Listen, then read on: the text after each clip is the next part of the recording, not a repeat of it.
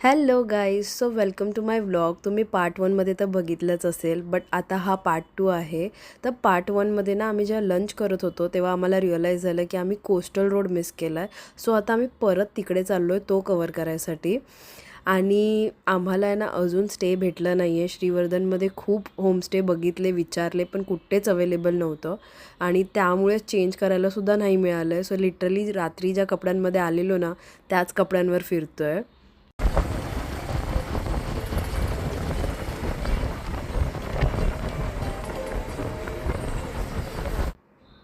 हा आहे तो coastal road. Aravi beach coastal road, म्हणजे दिवेघरवरून येताना आरावी बीच कोस्टल रोड असं टाकलं ना मॅपवर तर हा रस्ता दाखवतात. इथे ना 2 रस्ते आहेत, म्हणजे हा बाहेरून आणि एक आतून. मगाशी आम्ही आतून गेलो होतो म्हणून हा स्किप झाला.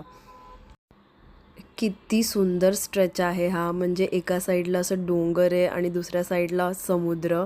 इतका क्लीन आणि सिनिक आहे ना यार. आम्ही लिटरली इथे थोड्या वेळ गाडी लावलेली आणि मस्त निवांत बसलो होतो जरा ही सिनरी बघत. परफेक्ट आहे हा स्लो ड्राईव्हसाठी आणि फोटोज काढायलासुद्धा खूपच छान आहे. तर आता इथून आम्ही हरिहरेश्वरला जातो आहे. तर हरिहरेश्वरला ना दक्षिण काशीसुद्धा म्हणतात.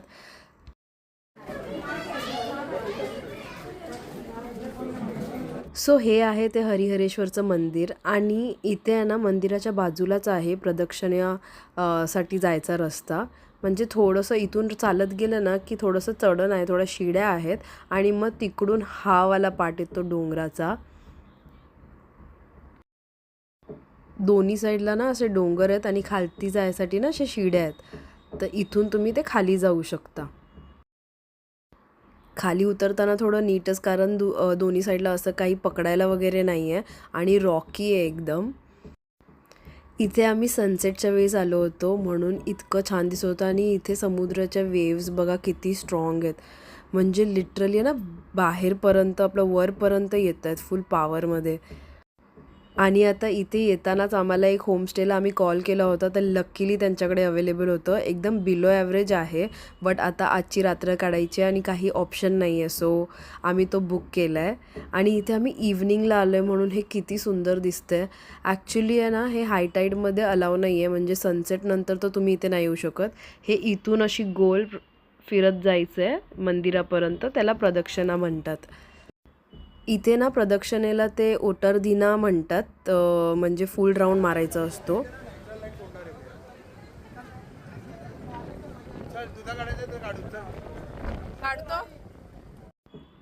सनसेटला इथे यायचा डिसिजन एकदम मस्त होता, कारण सनसेट किती सुंदर दिसतोय इथून. पुढे बघा तुम्ही हा ब्युटिफुल व्ह्यू आणि तुम्ही सुद्धा एन्जॉय करा.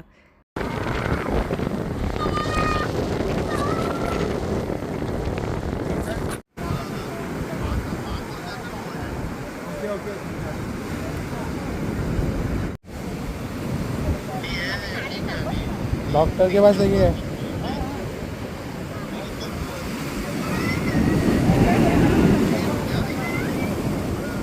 अच्छा।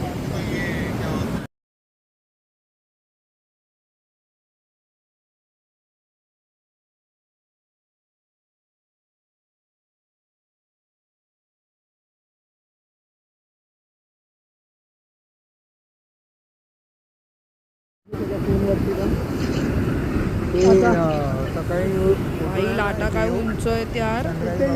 कुठला तरी मला तर पुढे जायला सुद्धा इतकी भीती वाटत होती ना, म्हणजे ते पाणी इतकं वरपर्यंत येत होतं. खूपच स्कॅरी होतं ते, बट खूपच ब्युटिफुल आणि मस्त एक्सपिरियन्स होता.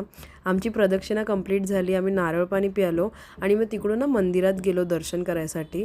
आणि दर्शन वगैरे मस्त झालं. तिथून मग आम्ही एका हॉटेलमध्ये आलो जिथे आम्ही फूड पार्सल घेतला आणि पार्सल घेऊन ना हे रूमवर आलो आहे आम्ही खायला.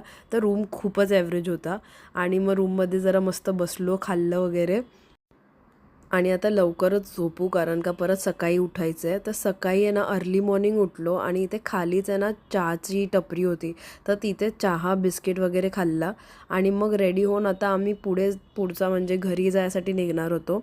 बट आता आम्ही ठरवलं की परत श्रीवर्धनला यायचं, कारण माझ्या फ्रेंड्सला आहे ना तिकडे वॉटर स्पोर्ट करायचं होतं. सो आता तिकडे निघालो आहे परत श्रीवर्धनला. माझ्या मागे जे दिसतंय ना ते होतं आमचं स्टे आणि त्याच्या बाजूलाच आहे हे हॉटेल खुशबू. तर तुम्हाला कधी हवं असेल तर तुम्ही हे सर्च करू शकता.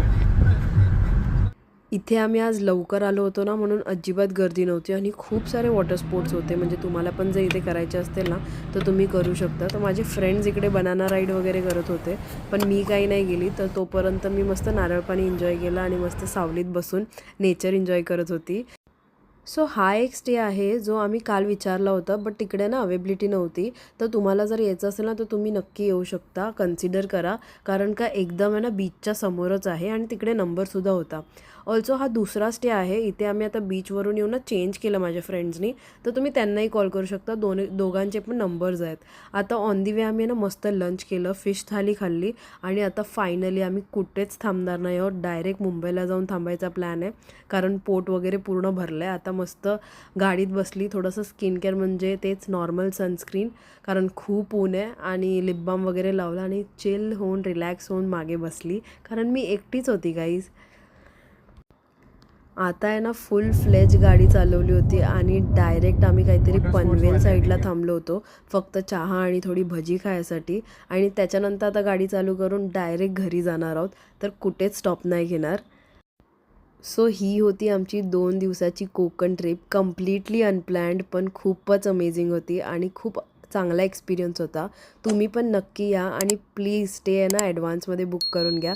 C you in the next vlog.